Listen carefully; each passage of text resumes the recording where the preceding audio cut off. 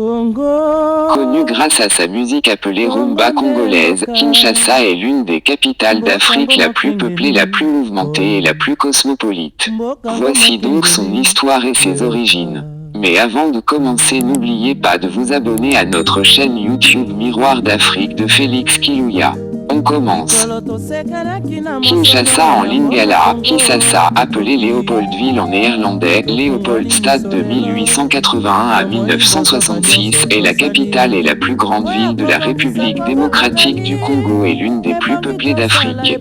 Kinshasa s'étend sur 9 965 km². Avec une population estimée en 2021 à plus de 17 millions d'habitants dans sa zone métropolitaine, elle est la troisième agglomération d'Afrique derrière le Caire et Lagos et constitue la plus grande agglomération francophone du monde en ayant dépassé celle de Paris dans les années 2010 et figure parmi les agglomérations les plus peuplées au monde. Située sur la rive sud du fleuve Congo, au niveau du pôle Malbo, elle fait face à la capitale de la République du Congo-Brazzaville. Les limites de la ville étant très étendues, plus de 90% de sa superficie sont des espaces ruraux ou forestiers, notamment dans la commune de Maluku. Les parties urbanisées se trouvent à l'ouest du territoire. Kinshasa a le statut administratif de ville et constitue l'une des 26 provinces du pays. Ses habitants sont nommés les Kinois. Le site de Kinshasa est occupé depuis plusieurs siècles par des peuples bantous et devient une place commerciale au cours des XVIIIe et XIXe siècles. En 1881, l'explorateur Henry Morton Stanley nomme la ville Léopoldville en l'honneur du roi des Belges Léopold II. En 1920, elle ne compte que 1600 habitants et voit peu à peu sa population s'accroître jusqu'à atteindre 200 000 habitants en 1950. Durant la seconde moitié du XXe siècle, la ville connaît un fort développement économique et une urbanisation anarchique, passant d'1 million d'habitants en 1970 à une population d'environ 17 millions. Cœur économique, politique et culturel du pays, Kinshasa est une ville de contraste où coexistent côte à côte des secteurs résidentiels et commerciaux huppés, des universités, des camps militaires et des bidonvilles. Elle constitue un nœud de transport de l'Afrique centrale et accueille les principaux bâtiments institutionnels du pays, tels que le Palais du Peuple, le Stade des Martyrs et le Palais de la Nation.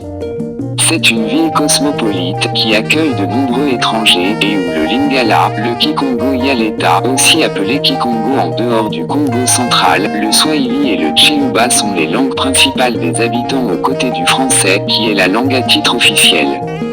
En kikongo, Kinshasa signifie le marché au sel. Ce nom devint officiel après l'indépendance du pays en 1966, remplaçant celui de Léopoldville qui fut donné en 1881 par l'explorateur Henry Morton Stanley en l'honneur du roi des Belges Léopold II au service duquel il se trouvait. En face, sur la rive droite du fleuve Congo, se trouve Brazzaville, capitale de la République du Congo. Pour bien différencier les deux pays ayant Congo dans leur nom, on appelle parfois la République démocratique du Congo, Congo-Kinshasa, et la République du Congo, Congo-Brazzaville. Kinshasa forme une entité administrative à statut particulier, c'est le centre administratif, économique et culturel de la République démocratique du Congo. Elle s'étend sur plus de 30 km de l'est à l'ouest et sur plus de 15 km du nord au sud. Ses habitants sont appelés les Kinois. La population de Kinshasa contient des représentants de la majorité des ethnies du Congo. L'Afrique centrale possède des traces d'occupation humaine remontant au premier millénaire avant notre ère. De nombreux sites anciens d'occupation ont ainsi été identifiés autour du pôle Malbo, mais la plupart des fouilles sont anciennes et non coordonnées, ce qui pose des problèmes de stratigraphie. Les siècles précédant la colonisation voient des peuples bantous s'installer dans la région du Moyen et Bas-Congo, précédemment exclusivement occupés par les Pygmées. Différentes tribus et peuples composent la nouvelle population. Au niveau du pôle Malbo, les Tiyo peuplent la rive droite du fleuve et des peuples assimilés aux Téké peuplent la rive gauche. La région voit la traite d'esclaves et le commerce d'ivoire enrichir le peuple Téké, alors érigé en royaume. En 1923, la ville hérita de la fonction de centre administratif assumée jusque-là par Boma par la mise en application de l'arrêté royal du 1er juillet 1923.